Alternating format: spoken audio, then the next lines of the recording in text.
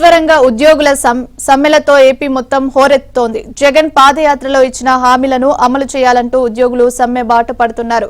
ఈ క్రమంలోనే ఇవాళ మున్సిపల్ సిబ్బంది సమ్మె బాట పట్టారు. తమ సమస్యలను పరిష్కరించి తమను పర్మనెంట్ చేయాలంటూ ప్రకాశం జిల్లాలో ఆందోళనకు దిగారు. ఇదే అంశంపై మరింత సమాచారం మా ప్రతినిధి వెంకట్రావు అందిస్తారు. ఏపీలో ప్రభుత్వ ఉద్యోగులు సమ్మె బాట పడుతున్నారు. గత 15 రోజుల నుంచి కూడా అంగన్వాడీ సిబ్బంది మొత్తం కూడా విధులు బహిష్కరించి సమ్మె బాట పట్టిన పరిస్థితి. ఏదైతే జగన్మోహన్ రెడ్డి పాదయాత్ర చేసిన సమయంలో ఇచ్చిన హామీలను అమలు చేయాలంటూ కూడా ఏదైతే ప్రభుత్వ రంగాల్లో పనిచేస్తున్న ఉద్యోగులంతా కూడా ప్రస్తుతం సమ్మె బాట పడుతున్న పరిస్థితి ప్రధానంగా కనబడుతుంది. ఇప్పటికే 15 రోజుల నుంచి అంగన్వాడీ సిబ్బంది సమ్మె బాట పట్టారు. అదే బాటలో ఆశా కార్యకర్తలు కూడా ఉన్నారు. అదేవిధంగా ఇటు సర్వశిక్ష అభియాన్లో పనిచేస్తున్న సిబ్బంది కూడా సమ్మె నోటీసులు జారీ చేసిన పరిస్థితి. ఈ రోజు నుంచి మున్సిపల్ కార్మికులు రాష్ట్ర వ్యాప్తంగా కూడా సమ్మె చేపట్టారు. ప్రస్తుతం ఒంగోలు మున్సిపల్ కార్పొరేషన్ ఎదుట మనం చూడొచ్చు విజువల్స్లో. ఏదైతే సమ్మె బాట పట్టిన సిబ్బంది అంతా కూడా విధులు బహిష్కరించి మున్సిపల్ కార్యాలయం ఎదుట బైఠాయించి ప్రభుత్వం తీరుని నిరసిస్తూ తమ నిరసన అంతా వ్యక్తం చేస్తున్న పరిస్థితి ప్రధానంగా కనపడుతుంది. గత 15 రోజుల నుంచి కూడా రాష్ట్ర వ్యాప్తంగా ఏదైతే ప్రభుత్వ రంగాల్లో పనిచేస్తున్న వారంతా కూడా జగన్ ఏదైతే హామీలు పాదయాత్ర సమయంలో ఇచ్చారో వాటన్నింటిని కూడా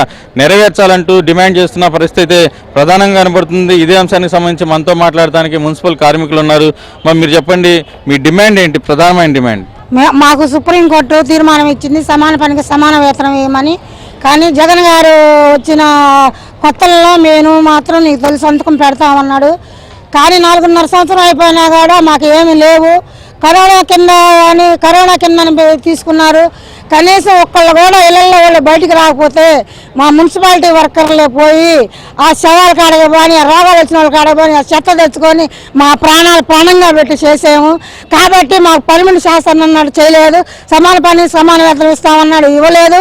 పార్కుల్లో వాళ్ళకి, చెత్తదోలి ఆటో డ్రైవర్లకి, ఇంజనీర్ కార్మికులకి అందరికీ 18,500 రూపాయలు ఇవ్వాలని మేము కోరుకుంటున్నాం. మమ్మల్ని పర్మనెంట్ చేయాలని కోరుకుంటున్నాం. ఇప్పుడు విపరీతంగా ధరలు పెరిగినాయి.